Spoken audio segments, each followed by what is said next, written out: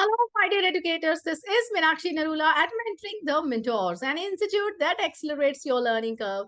My lovely educators, as we have been talking about art integrated learning, in our previous videos, we have already discussed in detail about different art integrated activities to make classes engaging, enriching, and exciting.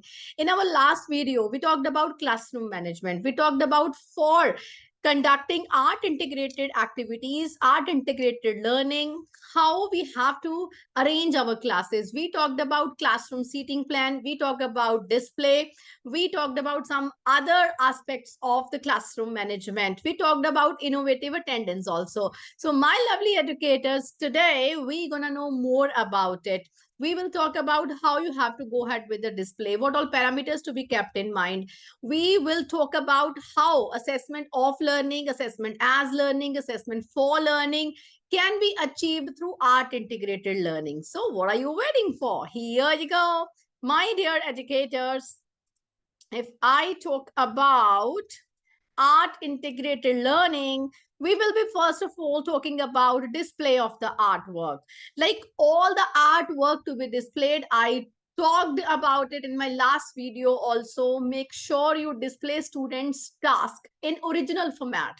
I mean to say, if you think there is a little bit scope of improvement, whatever it is, you don't like, please don't compare the work with other children. No comparison. The work should be displayed as it is, without any additions or changes from your side. Let the children be happy. Let the children appreciate their and each other's work also. Right? The same can be done only if you start appreciating their work by highlighting the same on the display boards, on the bulletin boards.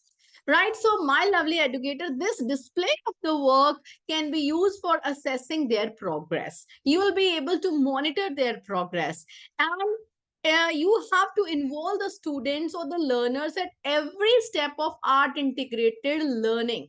Like what all activities you are conducting, and each and every step, right from the beginning, right from the planning, and then going ahead with the implementation, and then the display, maybe the assessment, peer assessment, self assessment. So at each and every step there should be the involvement of the learners. So मतलब ये है कि जब art integrated learning आप conduct करा रहे हैं class में different activities through art, that is art integrated learning.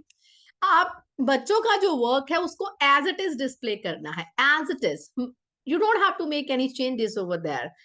वो आपको उसमें कुछ कंपैरिजन नहीं करना है, ये अच्छा है, ये बहुत अच्छा है, ये सुपर्ब है, ये फिनोमिनल है. नो, जो भी बच्चों का वर्क है उसको एज इट इज उसमें डिस्प्ले करना है, बच्चों के नाम के साथ. अप्रिशिएट करेंगे उनके वर्क को, और उनको भी सिखाएंगे कि appreciate each other work as well. No comparison. Right? And जो आपका डिस्प्ले है उसको फ्रिक्वेंटली आप चेंज करते जाएंगे. जब बच्चों ने एक बार प्रोजेक्ट कुछ आर्ट इंटीग्रेटेड लर्निंग किया है, उसके बाद वो आपका डिस्प्ले हो गया है, then they're involved in another work. So make sure जो उनका वर्क है वो उनके पोर्टफोलियोज में चला जाए, एंड आप नया वर्क उस पर डिस्प्ले कर दें. Right? Don't discard, don't throw anything. If you think that is not to be added in the portfolio, तो आप वो बच्चों को घर के लिए दे सकते हैं. They can keep it, they can display the same at their home. Don't discard, don't throw any of the work that is done by the children. So ये हमने अभी तक इसमें देखा. और आप आगे देखिए कि आप बच्चों को एजुकेशनल जो एक्सपोजर देने के लिए आप उनको जो लोकली आपके अवेलेबल डिफरेंट क्राफ्ट्समैन हो सकते हैं, आर्टिस्ट हो सकते हैं, या आसपास के और कोई हायर इंस्टीट्यूट्स हैं, आप वहां पर उनकी विजिट्स प्लान कर सकते हैं. इसके अलावा छोटे छोटे बच्चों को हम उनको बताने के लिए कि कहाँ वो जा सकते हैं, कैसा वहां पर एनवायरनमेंट होता है, उनको बैंक की, हॉस्पिटल की, पोस्ट ऑफिस की, फायर स्टेशन की, या किसी लोकल मार्केट की, किसी सुपरमार्केट की विजिट भी उनको करवा सकते हैं, ताकि उनको पता चले कि आसपास क्या क्या अवेलेबल है और उसको वो यूज कैसे करते हैं. राइट? उनको अपने चाहे आप रूरल एरिया में रह रहे हो, चाहे अर्बन एरिया में रह रहे हो, जो भी आपके आसपास में लोकली अवेलेबल रिसोर्सेज हैं, प्लेसेस हैं, नेबरहुड प्लेसेस हैं, कम्युनिटी प्लेसेस हैं, उनको वहां पर विजिट्स आप प्लान करा सकते हैं. और वो सिर्फ विजिट ही नहीं होना चाहिए, it should be based on a pre-visit activity followed by a post-visit activity. Maybe the post-visit activity can be done even at the place also, if it is feasible. Suppose you have taken them to the nearby park, and before taking them there, you give them one assessment sheet. You have given them pre-visit sheet, right? आपने उनको एक पहले sheet दिया जिसमें कि they are sharing their learning, कि जिस जगह पर वो जा रहे हैं उसके लिए उनकी एक्सपेक्टेशंस क्या हैं, वो क्या सोचते हैं वहां पर क्या होगा, और वो कैसे उनको आगे फर्दर लर्निंग में हेल्प करेगा. तो आप उसको ग्राफिक ऑर्गेनाइजर, माइंड मैप या किसी भी तरीके से डेवलप कर सकते हैं, प्री असेसमेंट शीट. उसके बाद आपके स्टूडेंट्स उस प्लेस पर विजिट कर रहे हैं, तो you have got lunch break, meal break, whatever. उसके बाद में आपको घर आने से पहले, आपके स्कूल वेन्यू पे वापस आने से पहले, आप वहां पर उनको एक असेसमेंट शीट भी दे सकते हैं, that they can complete it over there only, कि अब उन्होंने क्या देखा, how are they doing that. If it is not possible, suppose ऐसी जगह पर लेकर गए हैं, you have taken them to bank also, तो ऑब्वियसली वहां पर वो बैठकर शीट तो नहीं फिल करेंगे, and then that sheet can be either given as a home task or maybe it can be done in the school if you have got time with you. So this is how you can plan. Visit सिर्फ visit के objective के लिए नहीं होनी चाहिए, visit का objective होता है लर्निंग, राइट? तो उसकी pre assessment and post assessment जो शीट है वो जरूर करानी है. So that's why let me mention here also, जब आप ये प्लान कर रहे हैं, इसमें pre visit and post visit की जो असेसमेंट है वो आपको करवानी है. This is very important, right? So चलिए, now the here in the picture the children they are visiting the local art fair. तो यहाँ पर आर्ट फेयर में गए. अगर आप कहीं आर्ट फेयर में बच्चों को, आसपास कोई मेला लगा है वहां पर लेके जाना चाहते हो, तो पहले असेसमेंट करवा लीजिए, फिर बाद में असेसमेंट करवा लीजिए. Let the children compare there learning, कि पहले मेरी क्या अंडरस्टैंडिंग थी, अब मैंने क्या सीखा है, how my understanding has been changed, or how I have modified my learning, right? My concepts. So वो दोनों sheets आपकी कहाँ जाएंगी? That will be there in the portfolio. Now our objective is क्या है? बच्चों की क्यूरियोसिटी को इंक्रीज करना, बच्चों को ये कहना कि they should observe, they should draw inferences, right? So this is there. Now एक यहाँ पर आपके पास है museum corner in the school और द क्लासेस. कैसे कर सकते हैं हम इसमें? आप अपनी क्लासरूम में, इफ इट इज फिजिबल, आपके क्लासरूम बड़े स्पेशियस हैं, तो एक कॉर्नर में, जैसे आपने परफॉर्मिंग एरिया बनाया है, वहीं पर एक साइड पर आप एक कॉर्नर में बच्चों को कह सकते हैं कि any stuff that they are not using now. बहुत सारी ऐसी चीजें होती हैं, बच्चों के पास इतने टॉयज होते हैं, बहुत सारी ऐसी चीजें जो वो बाद में उनके यूज के नहीं होते. You can ask them, if they don't require it, they can even bring here. आप एक कॉर्नर में उसको रख सकते हैं. ऑब्वियसली आपको ये करने से पहले you have to take permission from your school principal and the management. If they allow you and maybe after mutual discussion you can go ahead with it. तो उनके यूज का जो सामान नहीं है तो, or maybe you can discuss the same during PTMs also. Like if parents they are willing to donate something, share something, so that can be kept in the corner and can be used as teaching learning material. आप उसको innovate करके, change करके, किसी भी तरीके से एक ऐसे resources उसमें develop कर सकते हो. This is called the community partnership as well, right? Parents are the partners in learning, so the same can be done. This is called school or maybe the class museum. School में space है तो school में बनाइए, classroom में space है तो preferably आप classroom में बनाइए, नहीं तो स्कूल में तो कहीं ना कहीं कॉर्नर मिल ही जाएगा जिसमें कि everybody can share it over there from different classrooms, right? So my dear educators, आगे आगे आपका कम्युनिटी में इन्वॉल्वमेंट कैसा है? स्टेक होल्डर्स को, अपने पेरेंट्स को इन्वॉल्व कर दिया. अब कम्युनिटी में क्या क्या हो रहा है कि आप देखिए, आपके कम्युनिटी के मेंबर्स जो हैं, आपके एलुमनाई स्कूल के हैं, उनको आप स्कूल में बुला सकते हैं for one on one tutoring के लिए भी, कभी if they want to come. जैसे हमारा आपसा होता है कि एसोसिएशन ऑफ जो वॉलंटियर पेरेंट्स हैं, they can come and they can share their understanding, learning और may be their expertise with their children, right? So उसके लिए एक्स्ट्रा हेल्प सेशंस, आप रिमीडियल क्लासेस प्लान कर सकते हो, सब्जेक्ट एनरिचमेंट एक्टिविटीज प्लान की जा सकती हैं. टीचर्स की सपोर्ट और गाइडेंस के लिए जो है वो parents even on maybe every week आप एक पेरेंट के थ्रू आप एक सेशन उसमें करवा सकते हैं कि आपकी क्लास में वो 30 स्टूडेंट्स हैं, तो सपोज आप प्लान करते हो कि एवरी वीक आपका एक parent, suppose every Friday you invite any one parent कि आज आप एक पीरियड बच्चों का लेंगे और बच्चों को कुछ अच्छा सिखा कर जाएंगे, and that will be a partnership also. तो इस तरीके से आपके जो पेरेंट्स पर्टिकुलर आर्ट एक्टिविटी में बहुत अच्छे हैं, they are doing a lot. देखिए कुकिंग है, I mean talking about culinary, knitting, weaving, और मे बी अदर वोकेशनल जितने भी टास्क हैं, beauty, health and wellness, number of things are there, even technology as well, right, ITS, sports है, karate, what all other activities are there. You may ask them, like they can come and they can contribute in their own way.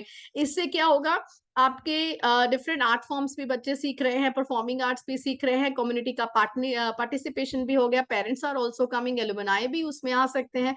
तो इस तरीके से आपकी help भी होगी, and that is आपके जो कम्युनिटी के सीनियर सिटीजन है, आप उनको जो है उनसे मिल सकते हैं, उनसे पार्टनरशिप करके उनको एज अ गेस्ट स्पीकर्स उसमें इनवाइट किया जा सकता है कि वो अपनी जो आर्ट में उनके पास जो महारत है वो आपके बच्चों के साथ भी शेयर करे। लोकल कोई आर्टिस्ट आपको मिल जाएंगे जो उनको रिच हेरिटेज जो आपका है उसके बारे में मालूम है, बिकॉज समय के चलते क्या होता है कि ये जो आर्ट है फेड होते चले जा रहे हैं। आप देखिए, पढ़िए भाषा संगम की जब हिस्ट्री पूरा पढ़ते हैं, कितनी लैंग्वेजेस जो हैं they have been faded away, they have been vanished, लोगों को उनका पता ही नहीं है। दैट्स व्हाई भाषा संगम हैज बीन स्टार्टेड। तो ऐसे ही आर्ट इंटीग्रेशन का मतलब है कला को महत्व देना, कल्चर के बारे में बताना कि जो हमारी आर्ट है, हमारी कला है, हमारा कल्चर है, हमारा हेरिटेज है, वो कहीं कहीं जो है वो हिस्ट्री में ही पढ़ना नहीं पड़े हमें, हम उसको अलाइव रखने के लिए हम सभी बच्चों को उसके साथ इंटीग्रेट करके सिखाएं। तो आर्ट फॉर्म का मतलब है कि जो चीजों को हम पढ़ाएं लोकली आर्ट के साथ रिलेट करके बताएं, राइट। सो नेक्स्ट अगर हम चलते हैं इसमें, this is really very important teachers, if I talk about assessment and learning outcomes, you have been talking a lot about learning outcomes, right. Learning objectives हम लिखते थे कि वो टीचर्स के पॉइंट ऑफ व्यू से कि मैं क्या चाहती हूँ, मैं मेरे बच्चे क्या सीखेंगे, my students will understand this, my students will understand that. Understanding का कोई पैरामीटर नहीं है, कोई थर्मामीटर नहीं है कि बैठ के चेक करेंगे। If I talk about learning outcomes, learning outcome is from the perspective of the learner ki what will my learner do, what will my child reflect, right, what will my student do. So after understanding, after discussion on this particular chapter, so AIL जो है art integrated learning, ये ऐसा tool है जो हमें ये कहता है कि असेसमेंट जो है that should B moving away from pen and paper evaluation and should pave the way to competency based assessment. तो सबसे पहले क्या है, competency based assessment की हम बात कर रहे हैं। and another one is art integrated learning जो है वो regular है and it is formative in nature, right। ये नहीं है कि कभी कभी करना है 6 महीने में, 8 महीने में, या फिक्स इंटरवल है, no, that is regular, it's a continuous process जब क्लास में पढ़ाया जाता है, and it is formative। Formative assessment क्या होती है, जिसमें कि हम स्टूडेंट की लर्निंग कैपेसिटी को मॉनिटर करते हैं, अकॉर्डिंगली उसको हम गाइड करते हैं, राइट। जो समेटिव असेसमेंट होती है, हम बच्चों के कंटेंट को, नॉलेज को, उनकी अंडरस्टैंडिंग को एज अ टीचर हम टेस्ट करते हैं। तो ये इसका डिफरेंस है। तो इसका जो मूवमेंट है, वी वांट द असेसमेंट का जो फोकस है, it should move away from summative to formative assessment. So ये समेटिव जो टेस्ट होते थे, they mainly focus on the memorization skill, बच्चा कितना कंटेंट याद कर पा रहा है, कितना जो है वो रिगर्जिटेट पेपर में उसको वॉमिट आउट लिख पा रहा है, उसको कितना याद है। तो we were focusing on rote memorization. तो यहाँ असेसमेंट जो हो रहा है, इस it is being shifted away from summative to assessment, formative assessment, right?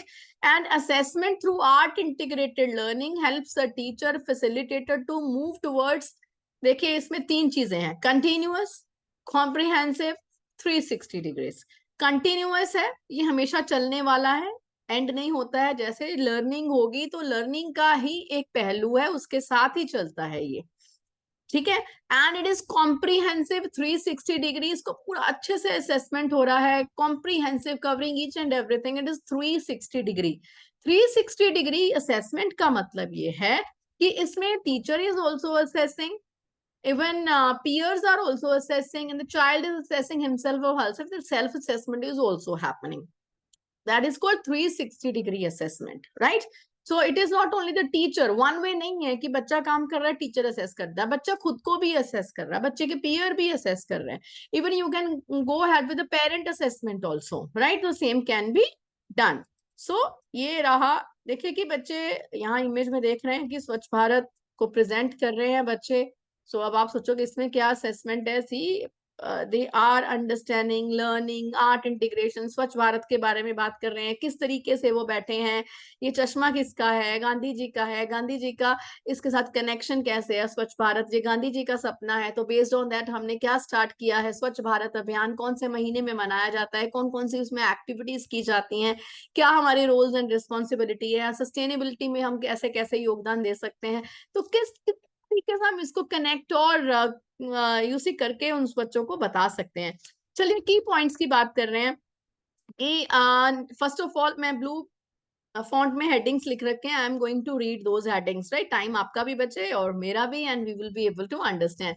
पहली बात, कंपैरिजन नहीं करना है आपके बच्चों के काम का. जो बच्चे वर्क कर रहे हैं that is perfectly okay, no comparison. And next one is give equal opportunities to all your learners to come forward and participate. Rather 100% participation होना चाहिए. और यहाँ पर बात हो रही है, देखिए ब्लू को आप देखते जाइए. Here it is AOL, AFL, AAL, right? तो AOL क्या है? Assessment of learning, end of the year assessment, summative assessment. AFL assessment for learning, जो हम बच्चे की कैपेसिटी को जानने के लिए, बच्चे की कि कहाँ बच्चा पहुंचा है, उसको आगे से हम कितना इसके फोल्ड करना है, कैसे उसको मॉनिटर करना है, कैसे उसको गाइड करना है, मेंटोर करना है, उस चीज की हमें इंफॉर्मेशन मिलती है. Next is assessment as learning, जब बच्चा खुद की लर्निंग को मॉनिटर करता है कि मैं इस विजन, ये मेरा है, गोल ये मेरा है, यहाँ तक ये मेरा रोड मैप है, यहाँ मैं पहुंचा हूँ, मुझे आगे जाने के लिए क्या करना है, राइट? ये मैंने अभी लर्निंग आउटकम्स रिफ्लेक्ट नहीं की हैं. तो that is AAL, assessment as learning. तो इसके अलावा और हमें क्या है कि नॉन थ्रेटनिंग असेसमेंट होना चाहिए.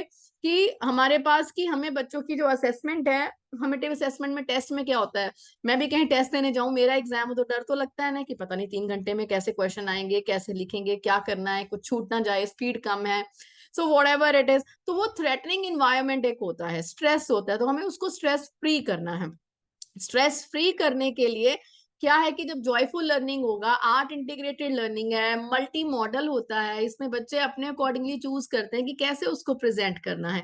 रोल प्ले करना है, ड्रॉ करना है, माइंड मैप बनाना है, माइंड प्रेजेंट करना है, रैप क्रिएट करना है, डांस करना है. तो एनी विजुअल और the performing arts can be done by the students, right? तो ये हमारा है नॉन थ्रेटनिंग असेसमेंट, यानी जॉयफुल लर्निंग, राइट? और जो मैंने आपको ये बोला कि टाइम पूरा होगा या नहीं होगा, 3 घंटे, 3 hours, how the child will be able to do the same. तो यहाँ पर क्या है, we focus on self paced learning. कि बच्चे को अगर थोड़ा सा टाइम ज्यादा लग रहा है तो कोई बात नहीं, let it be, let the child take his और ओन टाइम. 1 दिन और भी लग रहा है, 2 दिन बाद बच्चा असेसमेंट सबमिट कर रहा है, आर्ट इंटीग्रेटेड लर्निंग का ग्रुप वाले पूरे बच्चों को टाइम लग रहा है, तो late it B, please be flexible. And next thing I have mentioned here, IP and collaborative और द कोऑपरेटिव वर्क. मींस कि आपको जो एक्टिविटीज करवानी है, it should include both. IP is independent practice when the children they are doing it alone, and collaborative is when they are working in a group and it's a group presentation. And cooperative is again they are working in a group, but again they are taking the onus for their individual task that has been assigned to them. And assessment can be verbal and non-verbal also, right? वो आपके quiz भी हो सकते हैं, वो आपकी presentation हो सकती है, they can speak something, role play हो सकता है, स्पीच हो सकता है, डिबेट है, डेक्लामेशन, अनाउंसमेंट, व्हाटएवर. एंड इसके अलावा नॉन वर्बल भी हो सकता है, the facial expression, the body language, right? When they are not speaking anything, they are performing dance, mime, whatever. So they can include any form. If the child is not comfortable expressing through the verbal mode, the child should be allowed to go ahead with the non-verbal mode. And while teaching all this, let's focus on the life skills as well. We want our students to connect their learning with the life skills, right? And right, so AIL is effective tool to evaluate life skills and interest of the students and the learners. If I talk about the display of the original work, I have already shared with you, बच्चों का original work ही उनके portfolios में जाएगा, that they have done. The same is to be displayed in the class without making any changes. And appreciation matters. Praise किसको अच्छी नहीं लगती, मुझे भी अच्छी लगती है। आपके कमेंट्स जो है वो रीड करने के लिए जस्ट कीप ऑन चेकिंग कि what is your feedback for that. So बच्चों को भी फीडबैक अच्छी लगती है, बड़ों को भी अच्छी लगती है, हर किसी को अच्छी लगती है, उसमें उम्र का कोई मतलब नहीं है। तो अप्रिसिएशन मैटर्स। बच्चे जब आपका काम करके लाए हैं, जो अपने बच्चों का काम है, आर्ट इंटीग्रेटेड एक्टिविटी बच्चों ने किया है, तो make sure you appreciate, right. हर बच्चे का काम जो है वो बढ़िया है, उसके अपने पर्सपेक्टिव से जो उसने बनाया है, make sure you appreciate and display the same in the class. And individual pace to be taken care of. थोड़ा बच्चा टाइम ज्यादा लेता है तो कोई बात नहीं, let it be. Next is flexibility. I have told you, give the flexibility to the learners to finish the time as per the time. आपकी क्लासेस इंक्लूसिव हैं, चिल्ड्रन विद स्पेशल नीड्स हैं, किसी को थोड़ा टाइम ज्यादा लग रहा है, perfectly fine, not an issue. Next is it is continuous and holistic. तो प्रोवाइड द फीडबैक अकॉर्डिंगली। जब आपका बच्चा आर्ट इंटीग्रेटेड लर्निंग में पार्टिसिपेट कर रहा है, you are conducting the same, you are monitoring it, तो हर स्टेप पर बच्चे की इन्वॉल्वमेंट होनी चाहिए। हर स्टेप पर जब इन्वॉल्वमेंट है, हमने पीछे भी डिस्कस किया है, तो फीडबैक भी हर स्टेप पर उनको कंस्ट्रक्टिव मिलना चाहिए कि how they can make it better, like what are the areas they can make better, right? And it is 360 degrees assessment. I have already told you 360-degree assessment is self-assessment, peer assessment, and assessment by the teacher. So if I talk about this, what is written in that green paragraph? It is written like, obviously when the art integrated learning is conducted, it results in engrossed teachers, engrossed students, and happy parents. I mean, obviously everybody is happy, but our objective is to parents, they are very happy. So based on this case I'm talking about, like iska output kya hai? When teachers, their students, they are totally engrossed in art integrated learning, the learning happens, and that is joyful learning. So that brings a smile on everybody's face, right? Parents, students, teachers, everyone, right? So now if I talk about 360-degree assessment, let's read what is written in NEP. NEP 2020 recommends like to close the gap in the achievement of learning outcomes. हमारे पास एक learning outcomes defined है, सारे बच्चे उस learning outcomes को reflect नहीं कर पा रहे, तो there is a gap, right? ये expectation है, बच्चा यहाँ पर है, तो इसमें एक gap है, right? तो classroom transaction will shift towards competency based learning and education. जब सारे बच्चे एक ही, पांचों उंगलियां एक जैसी नहीं है, हर एक को टाइम कम ज्यादा लग सकता है, तो मेक श्योर कि हम कॉम्पिटेंसी बेस्ड लर्निंग की बात करें कि हर बच्चा अपनी कॉम्पिटेंसी, अपनी एबिलिटी के अकॉर्डिंगली, अपने तरीके से, अपने लर्निंग स्टाइल से, अपने पेस पर उस लर्निंग आउटकम को अचीव करे। बट ये नहीं कि बच्चा पूरा साल ही बैठा रहा। कई टीचर्स मेरे से ये क्वेश्चन पूछते हैं कि उसका मतलब ये कि बच्चा करे ही ना, हम देखें ना, कुछ कहें ना, नहीं, मतलब उसको टाइम लग रहा है, तो 1-2 दिन देने में, 10 दिन अगर बच्चा उसमें लगा रहा है, मतलब बच्चे को समझ नहीं आया, तो मॉनिटर्स के fold accordingly, right? So give them some time कि अपनी कॉम्पिटेंसी के अकॉर्डिंगली बच्चा आगे बढ़े। तो इसमें टीचर की रिस्पॉन्सिबिलिटी बहुत बढ़ जाती है। एंड द असेसमेंट टूल्स, जो हम 3 तरीके के बात हमने किया है, assessment of learning, assessment for learning, assessment as learning, will also be aligned with the learning outcomes, capabilities, and dispositions.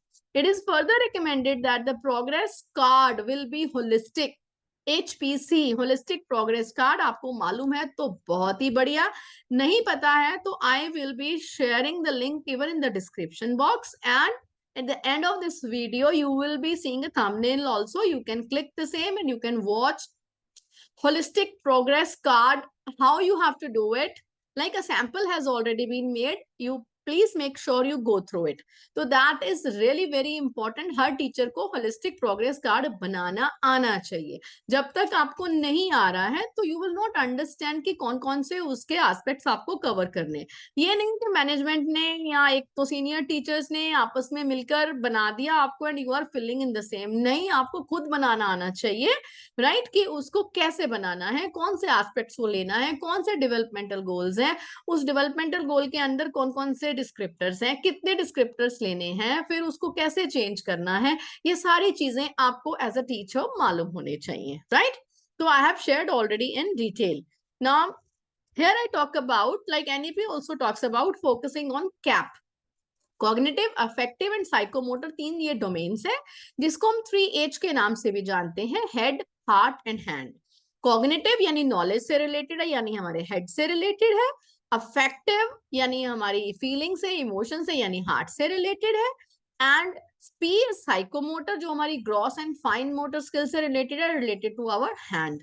तो इसको 3H या कैप के नाम से भी जानते हैं, तो इसके ऊपर हमें फोकस करना है, राइट। सो कैसे फोकस करेंगे, जब आर्ट इंटीग्रेटेड लर्निंग होगी, ठीक है, और बच्चा हाथ से भी कुछ बना रहा है, फाइन मोटर स्किल्स बच्चे की इनहैंस हो रही हैं, डांस कर रहा है, पूरी बच्चे की बॉडी उसमें इन्वॉल्व हो रही है, तो साइकोमोटर स्किल्स तो हो रही हैं, तो बच्चा उससे सीख रहा है, तो knowledge is being enhance. And when the child is connecting the same through life skills to the real life learning, so that is effective also, like implementing the same in the real life। तो ये हमारा objective है, then only our learning is achieved। पर हम सभी सिर्फ first जो हमारा है सी पार्ट यानी हेड पार्ट यानी नॉलेज, सिर्फ उसी के ऊपर फोकस करते रह जाते हैं, ना वो अच्छे ह्यूमन बींग्स बन पाते हैं, ना उनकी साइकोमोटर स्किल्स यानी उसको हैंड्स ऑन लर्निंग नहीं आ पाता है। तो when the children even complete their learning, graduation, post graduation भी कर जाते हैं, तो वो नॉलेज होती है, पर वो नॉलेज को प्रैक्टिकली कैसे इंप्लीमेंट करना है वो उनको नहीं आ पाता है। तो इसलिए हमें right from the very beginning, right from the early age, we need to focus on that. तो ये 3 तरीके की असेसमेंट के बारे में भी मैंने आपको बताया कि किस तरीके से हमें इनके ऊपर फोकस करना है। इसकी एक एक पॉइंट मैं आपको एक्सप्लेन कर दूंगी, because that is there in this paragraph. तो यहाँ पर मैंने लिखा है मल्टी मोड असेसमेंट। तो यहाँ पर जो असेसमेंट बच्चों की होगी वो मल्टी मॉडल टाइप असेसमेंट है, कि इसमें बच्चे के पास डिफरेंट डिफरेंट फॉर्म्स हैं, चॉइस है, जिसको हम बोलते हैं स्टूडेंट वॉइस एंड चॉइस। तो अपनी चॉइस के accordingly the child can choose कि बच्चे को कैसे उसको अपना प्रेजेंटेशन करना है। डांस है, माइम है, ड्रामा है, आई मीन माइंड मैप है, कैसे बच्चों को करना है, let the child choose the way as per his or her own learning style, right. चलिए हम इन तीनों के एक बार बात कर लेते हैं। यहाँ पर जो मैंने लिखा है, सबसे पहले ये लिखा है असेसमेंट फॉर लर्निंग। इसमें हमारे पास क्या होता है कि to understand the learning capacity of each student, हम उनकी कैपेसिटी अंडरस्टैंड करते हैं कि कितना वो समझ चुके हैं, कितना अभी उनको और समझना है, कहाँ वो स्टैंड कर रहे हैं, हाउ टू स्कैफोल्ड देम। ये जो कंटिन्यूअस असेसमेंट होता है फॉर्मेटिव, जिसको कि फियरलेस असेसमेंट है, जॉयफुल असेसमेंट है, तो दैट इज बीइंग कंडक्टेड। तो AAL assessment as learning is when the child monitors the individual growth, बच्चा चेक करता है कि मैं कहां पर पहुंचा हूं, that is called self assessment. और उसके बाद आ रहा है हमारे पास AOL असेसमेंट ऑफ लर्निंग, जो हम करते आए हैं शुरू से, जो हमारे हाफ ईयरली एग्जाम है, यूनिट टेस्ट है, हमारे फाइनल एग्जाम है, ये सारे पेन एंड पेपर जो टेस्ट होते हैं जिसमें हम बच्चे का कॉन्सेप्ट और अंडरस्टैंडिंग टेस्ट करते हैं, ये सब क्या है, असेसमेंट ऑफ लर्निंग। तो आगे मैं चलती हूँ, अगर आपको बताऊं कि AIL जो आर्ट इंटीग्रेटेड लर्निंग है, ये कॉम्पिटेंसी बेस्ड लर्निंग है, ये टास्क बेस्ड लर्निंग है, कि बच्चों को पर्टिकुलर एक टास्क दिया है, बच्चा अपनी कॉम्पिटेंसी के अकॉर्डिंगली उसको कंप्लीट कर रहा है, या इंडिविजुअली या ग्रुप में। And it is non judgemental, क्योंकि आप जज नहीं कर रहे हो बच्चे की लर्निंग को, ये नहीं बोल रहे हो कि आपका A ग्रेड मिला है, आपका B ग्रेड मिला है, आपका C ग्रेड, ना वो ग्रेड की दौड़ में, नंबरों की दौड़ में बच्चों को नहीं लेकर जाते। हर बच्चे का जो वर्क है वो डिस्प्ले और अप्रिशिएट किया जाता है। ऑब्जेक्टिव क्या है, लर्निंग, कि बच्चे को समझ में आया, ये नहीं कि थोड़ा सा आड़ा तिरछा बन गया है। सपोज आपने कुछ ऑरिगेमी से कुछ बनाया है, तो आप बच्चे को, अगर तो आर्ट एजुकेशन है, आर यू गेटिंग मी, अगर ये वो आर्ट एजुकेशन है, तो बच्चा तो आर्ट की क्लास में वो सीख रहा है कैसे बनाना, वहां पर आर्ट टीचर उसकी फिनिशिंग पर ध्यान देगी कि वो पर्टिकुलर वैसा बना है कि नहीं बना है। बट जब आप आर्ट इंटीग्रेटेड लर्निंग कर रहे हो, उसमें आपने, suppose you are talking about penguins or any other thing, the child उसको पेपर फोल्डिंग से एक पेंगुइन बना रहा है, उसमें बच्चा जो बना रहा है, बच्चा अपनी प्रेजेंटेशन कर रहा है, उसमें आड़ा है, तिरछा है, छोटा है, बड़ा है, टेढ़ा है, तो उसके ऊपर आप कमेंट नहीं करेंगे। वो बच्चे का अपना काम है, उसको आप रिफ्लेक्ट करेंगे। Non judgemental and fearless work, right.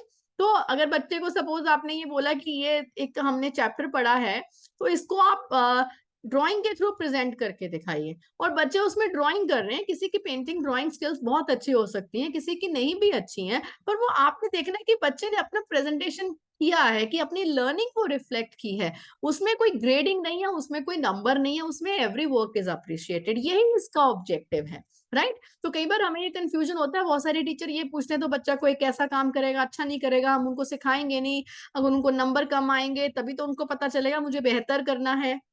तो ऐसी बात नहीं है, वो आर्ट एजुकेशन है, ये आर्ट इंटीग्रेटेड लर्निंग है, दो सेपरेट चीजें हैं। वो आर्ट का टीचर जब अपनी क्लास में पढ़ाएगा तो अपने आप उसको सिखाएगा, तब वहां पर उसकी मार्किंग होगी। आपने मार्किंग नहीं करनी है, ठीक है? आपने बच्चों को नंबरों की दौड़ में नहीं लेकर जाना है। तो चलिए इसमें हम असेसमेंट कैसे कैसे कर सकते हैं, क्या क्या हमारे पास टूल्स हैं। ड्राइंग पेंटिंग कर सकते हैं, रोल ड्रामा पपेट्री कर सकते हैं, पोर्टफोलियोज चाहे वो फिनिश्ड और अनफिनिश्ड दोनों, आई मीन कहते हैं ना कि आपको प्रोसेस पर फोकस करना है, प्रोडक्ट पर ही फोकस नहीं करना, राइट? वो जो जर्नी है उसमें ही इतना आनंद आता है, इतना डेस्टिनेशन में नहीं होता। तो let them enjoy the journey of this art integrated learning journey को एंजॉय करने दीजिए उन्हें। एंड इसमें इंडिविजुअल प्रोजेक्ट भी हो सकते हैं, ग्रुप प्रोजेक्ट्स भी हो सकते हैं, presentation and performance, stories, poetry, recitation, song, dance, descriptive analysis, presence, participation, response. उनका ईगरनेस को देखिए कि किस तरीके से वो ईगर हैं इनको प्रेजेंट करने के लिए, उनके रिस्पॉन्सेस को देखिए, राइट? उनकी प्रेजेंस, उनकी पार्टिसिपेशन वो मैटर करती है, राइट? और इसमें एक चीज यहाँ पर नहीं लिखी हुई है, वो आगे शायद आएगी, but I do not want to miss the opportunity to share with you. अगर आप अपनी क्लास में सपोज पूरे साल में 12 आर्ट इंटीग्रेटेड लर्निंग एक्टिविटीज करवा रहे हो, सपोज एग्जांपल दे रही हूँ, तो उसमें से अगर आपके बच्चों ने 12 में से 8 में भी पार्टिसिपेट किया है तो दैट इज परफेक्टली फाइन। जब हम बोलते हैं कि सब्जेक्ट एनरिचमेंट एक्टिविटीज में पार्टिसिपेट किया है, that is art integrated learning, तो उसमें पूरे नंबर मिलेंगे बच्चों को। ये नहीं कि 100% पार्टिसिपेशन होना चाहिए, no, it's not mandatory, right? तो चलिए अब आगे इसमें और क्या है हमारे पास कि आर्ट इंटीग्रेटेड लर्निंग से बच्चों को फ्री एंड क्रिएटिव एक्सप्रेशन मिलता है। और एक चीज मैंने यहाँ पर लिखी है, आप मैथ्स का फॉर्मूला देख लीजिए, चाहे अपॉर्चुनिटी और टैलेंट या स्किल जब मिलते हैं तो क्या बनता है? Success. Success is when opportunity meets talent और स्किल, राइट? एक एक यहाँ पर एक एग्जाम्पल शेयर किया हुआ है, एक केस स्टडी है, एक बच्चे की विस्लिंग की जो स्किल थी उसको इस्तेमाल करते हुए, उसको यूज करते हुए, उसके उस टैलेंट को उसको मौका दिया गया स्कूल के ऑर्केस्ट्रा का पार्ट बनने के लिए, and he did wonders over there. So ये सब चीजें हैं जो हमें थोड़ा ध्यान में रखनी है कि किस तरीके से बच्चों के टैलेंट को और आगे उभारने के लिए उन्हें अपॉर्चुनिटी दी जाए, उन्हें ऐसा प्लेटफॉर्म दिया जाए। चलिए आगे हम बात कर लेते हैं कि इसका फॉर्मेट क्या है। Suggested format to plan AIL activities, right? Activities जो हम प्लान करेंगे उसका फॉर्मेट क्या है? सबसे पहले तो ये फ्लेक्सिबल होनी चाहिए, right? And we as teachers we may adopt and adapt as per the need of the learning situation. हम अपने अकॉर्डिंगली इसमें चेंजेस कर सकते हैं, कोई हार्ड एंड फास्ट रूल नहीं है, फ्लेक्सिबिलिटी हमारे लिए भी है, खाली बच्चों के लिए नहीं है, राइट? क्लास कौन सी क्लास में एक्टिविटी कंडक्ट कर रहे हो, कौन से सब्जेक्ट में AIL कंडक्ट कर रहे हो, साइंस है, मैथ्स है, सोशल साइंस है, किसमें आप कंडक्ट कर रहे हो, उसका थीम क्या है, टॉपिक क्या है, ये बताना बहुत जरूरी है कि किस थीम से रिलेटेड कंडक्ट कर रहे हो। Because at least it helps us in permeating subject boundaries. हमें पता चलेगा कि हम उस सब्जेक्ट के ये हमारी बाउंड्री है, ये हमारा टॉपिक है। अदरवाइज कराते कराते हम तो टीचर्स हैं, कहीं और ही पहुंच जाते, कई बार और एक्सप्लेन कर देते हैं। At least will be able to set the boundaries की कहाँ बच्चों को समझाना है, बिकॉज प्रोग्रेशन का भी ध्यान रखना है ना। हम ही 6 को पढ़ा रहे हैं, हम ही सपोज 10th को भी पढ़ा रहे हैं, तो वो 10th वाले बच्चे का अंडरस्टैंडिंग लेवल अलग है, 6 वाले का अलग है, वो तो उनको उतना सिखाना है जितना उनके एज के अकॉर्डिंगली है। उस चीज के लिए हमें बाउंड्रीज को सेट करना पड़ेगा, ठीक है? वाटर साइकिल 3rd में भी पढ़ाते हैं, वाटर साइकिल आगे बड़ी क्लास में भी पढ़ाते हैं, बट देयर इज डिफरेंस कि क्या बच्चा कितना कंटेंट सीख रहा है, आगे वो कैसे कनेक्टेड है, right? So that is very important. चलिए आर्ट फॉर्म आप कौन सी यूज कर रहे हो, विजुअल कर रहे हो, परफॉर्मिंग कर रहे हो, या दोनों कर रहे हो, आप वो भी आप सेट करेंगे, right? Now it is written, do not look for prescriptive format, all suggestions are suggestive in nature, very in structure। आपको बताया, बट अपना भी फॉर्मेट आप बना सकते हैं, इसमें चेंजेस कर सकते हैं। फिर रिसोर्सेज आपको कौन कौन से चाहिए उस आर्ट इंटीग्रेटेड एक्टिविटी के लिए, आप वो मेंशन करेंगे।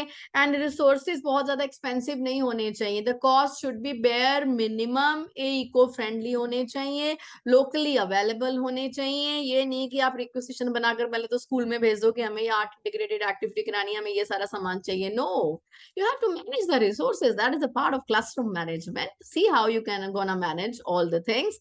एंड टाइम मेंशन करना है, 10-15 मिनट से ज्यादा आपको नहीं लगाने हैं एक्टिविटी पर, पूरा पीरियड नहीं लगा देना है। कभी कभी तो ठीक है, कुछ स्पेसिफिक एक्टिविटी होगी कहीं पे आपने ज्यादा टाइम लगा लिया, कुछ बच्चों को टाइम चाहिए तो उनको दे दिया, otherwise most of the activity should be kind of ice breaking activity, right. 10-10-15 minute में आप अपनी आर्ट इंटीग्रेटेड एक्टिविटी कराओ, then come back to your own topic. Learning outcome से रिलेटेड होना चाहिए। All the art integrated learning activities being design should clearly be linked with Kia. और what is Kia? Kia is K stands for knowledge, E stands for experience, A is application. These all skills, right, derived from the curriculum. बच्चों को knowledge भी मिले, बच्चों को experience भी मिले, बच्चे उसको apply करना भी सीखें, right? So now see, Kia बोलो चाहे cap बोलो, when we talk about knowledge is related to cognitive, okay, experience relating the same I mean आप रियल लाइफ के साथ कर रहे हो, अप्लाई कर रहे हो, चाहे इसको देखिए आप रियल लाइफ में कर रहे हो, आपकी फीलिंग अफेक्टिव डोमेन को हो रहा है, जहां आप हाथ से कुछ कर रहे हो, तो that is related to psychomotor also, right. तो आपका ये Kia that covers your cap, right. तो ये आपका वही है कि 10 से 15 मिनट की एक्टिविटी से ज्यादा का टाइम नहीं लेना चाहिए। एंड आपने जो एक्टिविटी करवा ली, that should be followed by some assessment. ठीक है, ये नहीं कि बच्चे ने फोल्ड करके बना दिया, असेसमेंट हो गया बस उसका। एक एक्टिविटी की शीट बना लीजिए, जैम एक्टिविटी कर सकते हैं, जस्ट अ मिनट। आप कुछ और असेसमेंट की एक्टिविटीज कर सकते हैं, क्विज बना सकते हैं, या कुछ भी और, whatever you want to go head with that. Make sure कि बच्चों को ऐसे एक्टिविटीज शीट्स आप करवाइए। Assessment again can be a role play, can be other thing, questionnaire, brainstorming, group activity, presentation, कुछ भी कराइए, बट उसका असेसमेंट जरूर किसी भी किसी फॉर्म में करिए, और उसका रिकॉर्ड बना के रखना है आपको। You have to maintain your record. जब बच्चे पोर्टफोलियो बना रहे हैं, उसमें उनका सारी शीट्स और जो उनकी वर्कशीट्स हैं वो सब जा रहा है, जो भी ये एक्टिविटी से रिलेटेड है, तो आपको भी एक अपना रिकॉर्ड बना के रखना कि आपने ये एक्टिविटी करवाई, कितने बच्चों ने पार्टिसिपेट किया, what were the learning outcomes that were achieved, right. So वो सब चीजें आपको भी अपने रिकॉर्ड में रखनी है। और यहाँ पर क्या है, असेसमेंट जो होगी, तीनों चीजें इसमें कवर हो सकती हैं। असेसमेंट एज लर्निंग भी है, आप कभी पीयर असेसमेंट करा लीजिए, और सेल्फ असेसमेंट करवा लीजिए। बच्चों का पोर्टफोलियो तो बन रहा है, that is it self assessment as learning. Formative assessment करा सकते हैं, number of formative strategies they are available on mind channel, आप उसमें से कोई भी इसको यूज कर सकते हैं। विजिबल थिंकिंग रूटीन में जाइए, फॉर्मेटिव असेसमेंट में जाइए, and then assessment of learning, जो आपके क्विजेज हैं, क्वेश्चनेयर हैं, तो आप वो करवा सकते हैं उसमें, राइट। वो आपके असेसमेंट ऑफ लर्निंग में आ जाएंगे। सो ये सब चीजें इसमें कवर हो रही हैं, तो इजी टू फॉलो होना चाहिए, रिकॉर्ड मेंटेन करना भी आपके लिए इजी होना चाहिए। And linking of art experience with the concept और द थीम, थीम के साथ रिलेट होके होना चाहिए। और आप जो आर्ट फॉर्म यूज कर रहे हो, यू हैव टू एंश्योर कि बच्चों को वो आर्ट फॉर्म आता है। The child has learn that art education during the art period from the art teacher, right. तो ऐसा ना हो कि आप ऐसी कोई एक्टिविटी प्लान कर लें, बच्चों को उस आर्ट का पता नहीं है, आर्ट फॉर्म का, नई सी आर्ट फॉर्म आपने ले ली जिसमें कि you are also not expertise, और बच्चों को फिर वो आर्ट ही सिखाते रह जाएंगे। इसका ऑब्जेक्टिव आर्ट को सिखाना नहीं है, आपको पढ़ाना है। ऑब्जेक्टिव आपका उन लर्निंग आउटकम को अचीव करना है, पर उसको इंटरेस्टिंग बनाने के लिए आप आर्ट का सहारा ले रहे हैं, ठीक है। तो ये आपको ध्यान में रखना है। तो इसमें टीचर्स का क्या रोल है, राइट। यहाँ पर जैसे very well it is mention कि टीचर्स जो है उनको ऑटोनॉमी दिया जाता है कि वो अपने अकॉर्डिंगली डिसाइड कर पाए कि उसको कौन सी आर्ट फॉर्म का यूज करना है, उनको कैसे पढ़ाना है, बच्चों का इंटरेस्ट कैसे इंकलकेट करना है, कैसे क्रिएट करना है, कैसे क्लासेस को एंगेजिंग बनाना है, एसईएल के ऊपर, सोशो इमोशनल लर्निंग के ऊपर कैसे फोकस करना है, ये teachers will be deciding. Because ये आपके लिए कोई और नहीं डिसाइड करेगा कि आप ये एक्टिविटी कराओ, आपको सजेशंस दी जा सकती हैं, आपको देखना है कि आपकी क्लास में कैसे बच्चे हैं और कौन सी एक्टिविटीज आप उसमें इंप्लीमेंट करना चाहते हैं। तो आपको ऑब्जेक्टिव क्या, टीचर ही बच्चों को मोटिवेट करेगा टू एक्सप्रेस फ्रीली, शाये बच्चों को आगे लेकर आएगा, CWSN बच्चों को ज्यादा टाइम देगा, उनको स्कैफोल्ड करेगा, हैंड होल्ड करेगा, उनके पोटेंशियल को आइडेंटिफाई करेगा, एंड हेल्प देम डिस्कवर कि उनका टैलेंट क्या है, उनको डिस्कवर करने में हेल्प करेगा, एंड होन देयर इंटरेस्ट इन लर्निंग। ये कौन करेगा, ये सब टीचर को करना है, टीचर, राइट। तभी तो कहते हैं गुरुर् ब्रह्मा गुरुर् विष्णु गुरुर्देवो महेश्वरा गुरुर् साक्षात पराब्रह्मा तस्मै श्री गुरुमे नमः। तो किस लिए कहा जाता है गुरु, टीचर? बिकॉज वो जो टीचर कर सकता है वो हर कोई नहीं कर सकता। की पॉइंट्स क्या है इसके फोकस कहाँ पे होगा, प्रोसेस पर, प्रोडक्ट पर नहीं। इंक्लूसिव एंड वाइब्रेंट क्लासरूम होने चाहिए, बच्चों का वर्क डिस्प्ले करिए, art as a means to learn होना चाहिए, एंड डिफरेंट डिफरेंट मेथड्स को आप यूज करिए। एक ही मेथड के थ्रू यूज करके आप मोनोटोनस क्लासरूम्स नहीं बनाइए। और आर्ट इंटीग्रेटेड लर्निंग की एक्टिविटीज एडवांस में प्लान करेंगे, स्ट्रेटेजाइज करेंगे कि बच्चों को किस तरीके से टीम में डिवाइड करना है, right, work as a team. आप बच्चों के साथ उनको मॉनिटर करिए, उनको फैसिलिटेट करिए। आर्ट टीचर की भी हेल्प ले सकते हैं, एचपी के टीचर की भी हेल्प ले सकते हैं। किस तरीके से आपको टीम ऑफ टीचर्स मिलके काम करना है, and cost effective and locally available material use करना है। एआईएल को क्या करना है, असेसमेंट टूल की तरह हमें यूज करना है। बच्चों को फ्रीली एक्सप्लोर करने दीजिए, एक्सपेरिमेंट करने दीजिए, ऑब्जर्व करने दीजिए। स्पेशली क्लास 1 और 2 बच्चों के लिए लिखा है, और क्लास 3 ऑनवर्ड्स बच्चों, हम 5th तक की अभी पढ़ रहे हैं ये बुक, ठीक है।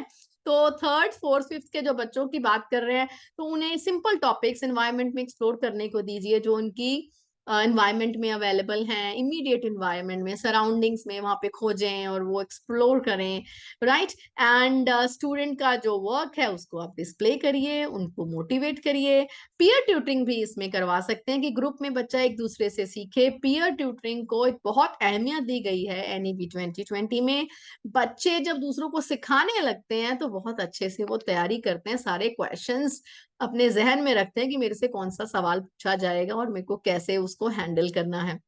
पर इसमें छोटे बच्चे हैं 3rd to 5th के, तो सेफ्टी का बहुत ध्यान रखना पड़ेगा कि कहीं ऐसा ना हो कि, I mean social emotional learning is very important ना, उनके उस एस्पेक्ट का कि लड़ी ना पड़े, मतलब आर्गुमेंट हो जाता है, पर छोटे बच्चों में कम है, एडोलेसेंस में ये ज्यादा होता है। पर आपको सेफ्टी एस्पेक्ट का ध्यान रखना पड़ेगा। स्पेस को क्रिएटिवली यूज करें, जगह वही है, राइट, पर आपको उसको क्रिएटिवली यूज करना है। देखिए कैसे सीटिंग अरेंजमेंट करके आप अपने उसी रूम में जगह बना सकते हैं, यही तो क्लासरूम मैनेजमेंट है। पोर्टफोलियो बच्चों का बनवाएंगे, डॉक्यूमेंट करेंगे सारी एक्टिविटीज का, दिस इज वेरी इंपॉर्टेंट। देखिए कितने सुंदर वर्ली आर्ट बना रहे हैं बच्चे, दीवारों को भी सजा रहे हैं, लर्न भी कर रहे हैं। मैथमेटिक्स की एक वंडरफुल एक्टिविटी है, शेप से रिलेटेड कितना बढ़िया वो कर रहे हैं, right. So this is very important. So my lovely educators, that's all for today. So other aspects we'll be covering in the next video. What we are going to talk about, what all questions they are in mind, we'll be talking about this in our next video. तो आपको क्या करना है, videos देखनी है, mentoring the mentors को subscribe, like, share करना है, कमेंट और कॉम्प्लीमेंट भी करना है। आज ही तो सीखा है, appreciation matters, isn't it? So make sure you give your valuable comments in the comment section below. Thank you. Have a nice day.